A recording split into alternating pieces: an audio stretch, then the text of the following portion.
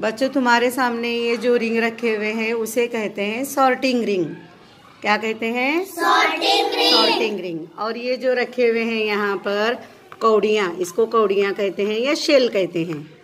अब हमें तकसीम का अमल इनकी मदद से किस तरह करते हैं ये सीखेंगे।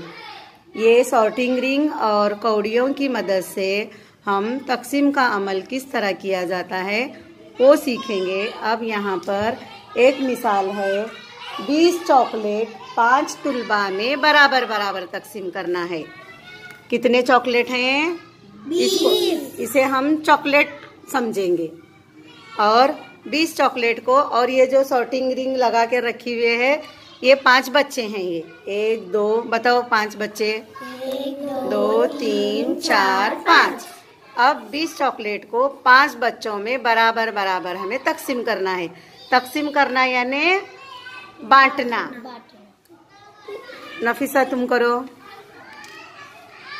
बांटते वक्त में कैसा करते हैं हम? एक चीज किसी को लाइन से पहले एक एक एक देते हैं ना, फिर बच्चे वे वापस एक एक देते हैं, उस तरह से करना है। बोलते लिखो, बोलते हुए हल करेंगे।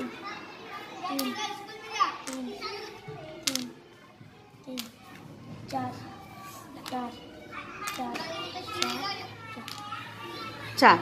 अब देखो बाकी रहा का, बाकी एक भी बचा क्या? हमारे पास एक भी चॉकलेट बाकी बचा क्या? नहीं। 20 चॉकलेट कितने बच्चों में तकसीम हुए? 5 बच्चों में। तो एक बच्चे को कितने चॉकलेट आए? 4। अब 4 4 गिनो, देखेंगे 20 होते हैं क्या? 4 दुनिया 4 किया 12 4 चौक 16 4 पंजे 20 बराबर बराबर है। यानी एक बच्चे को कितने चॉकलेट मिले? 4 चॉकलेट मिले। अब यहाँ पर लिखना है ये तकसीम का अमल किस तरह से हम किए। लिखो इस तरह से, 20 तकसीम 5। कैसे लिखेंगे? 20 कहाँ लिखेंगे? हाँ, तकसीम 5। अब एक बच्चे को कितने चॉकलेट आए? 4। वो 4 कहाँ लिखेंगे? हाँ, 5 चौक 20।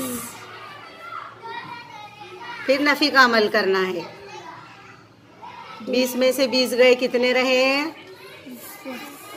0। जो ये रहा नीचे 0 रहा उसको क्या कहते हैं? बाकी। और जवाब जो 4 आया उसको क्या कहते हैं? फारिजे किस्मत। फिर 20 क्या है ये?